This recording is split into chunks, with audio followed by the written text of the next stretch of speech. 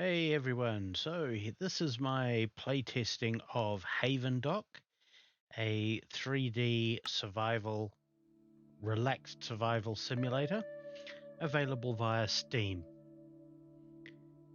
One of the first things you do when the game kicks in is customize your player avatar. So you are basically the central controlling entity or brain behind this little growing above water civilization. Yeah, so you can customize hair, hats, outfits, facial expressions, eyes. As it says, despite any of the modifiers mentioned in the descriptions over there on the right hand side,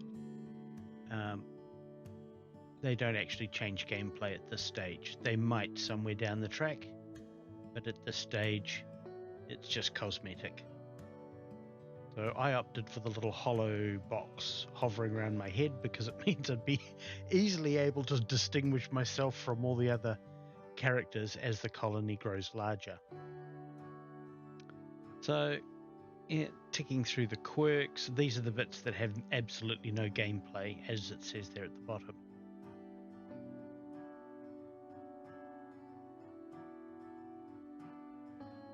Come on.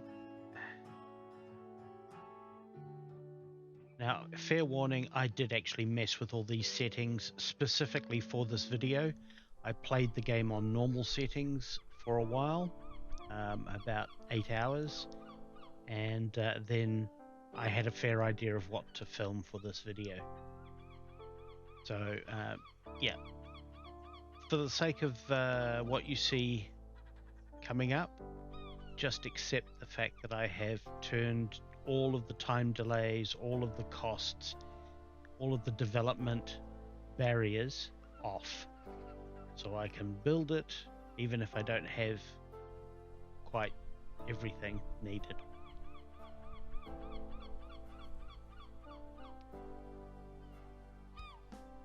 So there we go, that's the opening credits, and here's where you kick in as the player. So you harvest your resources by clicking on them with the mouse. As you hover over an item, the bar will indicate whether it's in or out of reach. So if you see any orange or red, it's out of your reach. You can amplify your reach with equipment and skills later on in the game, but for now, assume an average big stick with a hook on the end. It's about the limit of your reach.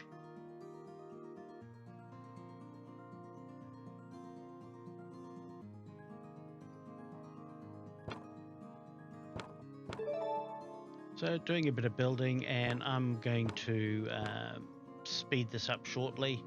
Just give you an idea, you build a few platforms, it brings you within reach of other raw materials, which you can use to build more. And those goldfish, grab them every chance you get. They are incredibly valuable later in the game. Here we go, we'll go fast forward a little bit. Whiz. Lots of building, lots of grabbing. Early in the game, getting fish, getting wood, and particularly getting leaves. And as I'd mentioned, the goldfish. Those big fish you see, don't even try catching them early in the game. You need to upgrade gear in order to do that. And they provide you with the raw materials for sushi. Believe it or not, despite the fact they look like an overgrown goldfish, they are apparently salmon.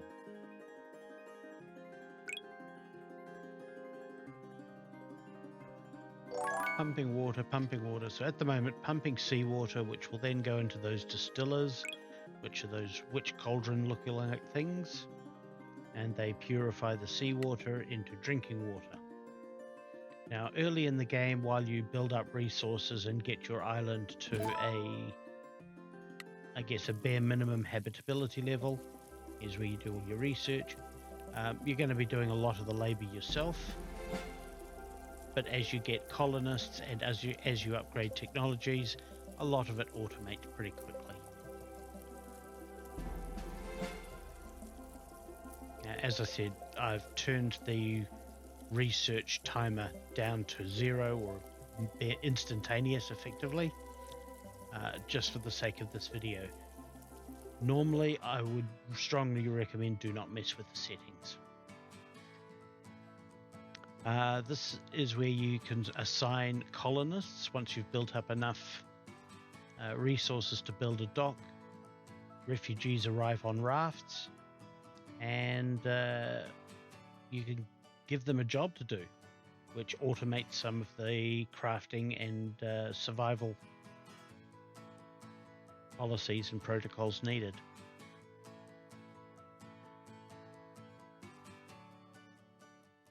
Here we go. Now almost everyone has a job. Quickly snatch that goldfish.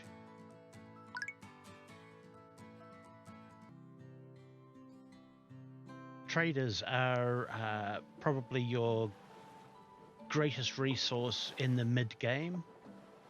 Once you've got your lighthouse built, you can attract their attention. Now, items you see in blue, they're happy to trade. Items that are highlighted in orange or yellow, you've got to have a certain level of friendship to trade those items.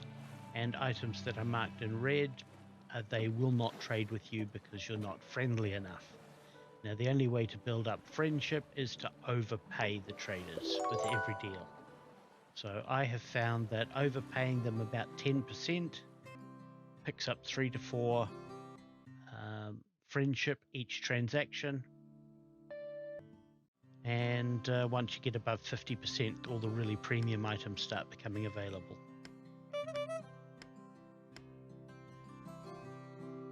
Now, setting up automated cooking systems is pretty important. If you haven't got somebody you can assign, basically you got to get behind the grill and sling a few burgers yourself, or in this case, get behind the bar and mix a few martinis. Quite often these are raw materials in further recipes, as well as sustenance and enjoyment for your colonists.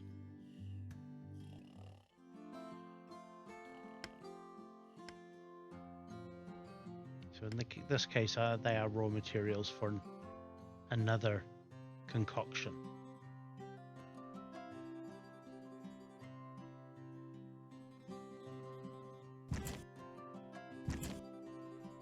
Build a few more gardens, need a few more raw materials.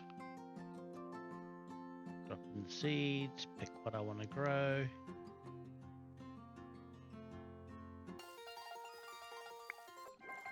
The underwater scene. So once you've developed your resources and research sufficiently, you can build a submarine and start mining the seafloor.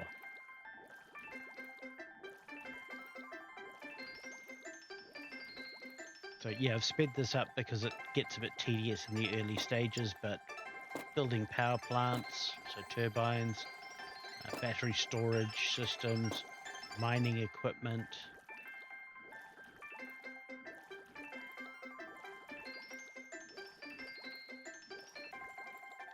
And as with all things, pretty much all of your raw material creation or raw material mining systems and of course all your processing plants have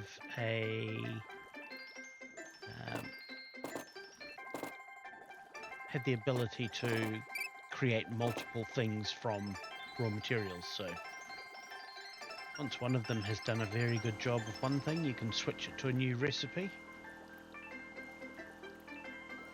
Yeah, once you've played the game a bit and you've done all of your research and gotten to where you want to go, you finally get to chat to this lady sitting all lonely out by her little gazebo lighthouse, and she wants to fly. So yes, I can build all of the flight systems without having all the raw materials because I've adjusted the settings to allow me to do that. But here we go. So I've built the flying machine, the radio is up there, her little light tower is now in the air, and let's see the end scene. Beyond the sea, somewhere watching for me, my lover stands on golden sands and watches the ships that go sailing. Somewhere beyond the sea, she's there watching for me. If I could fly like birds on high, then straight to her arms I'd go sailing. And I know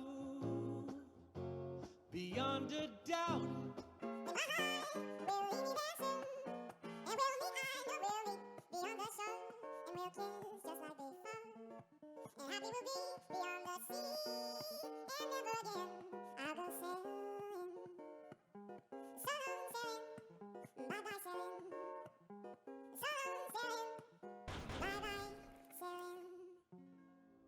Thanks for watching, folks. I really appreciate your support.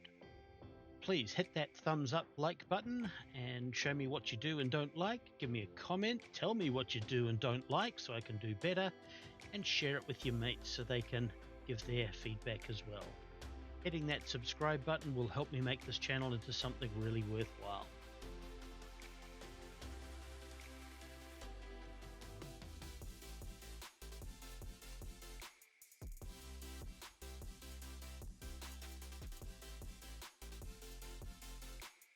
I also want to give a big shout out to the Patron Pack, the people who make all of this possible. Thank you to Jeremy, Alex, Michelle M, Shelley, Kathleen, Miriam and Michelle H. Why not join the Patron Pack? For as little as $2 per month, you'll get your name in every video, in every issue, and there's access to perks and merch. Check it out, saywhat.nz/Patreon, or just go to the website and hit that orange Patron button up there in the left. Awesome. Have a great time, guys, and thank you again.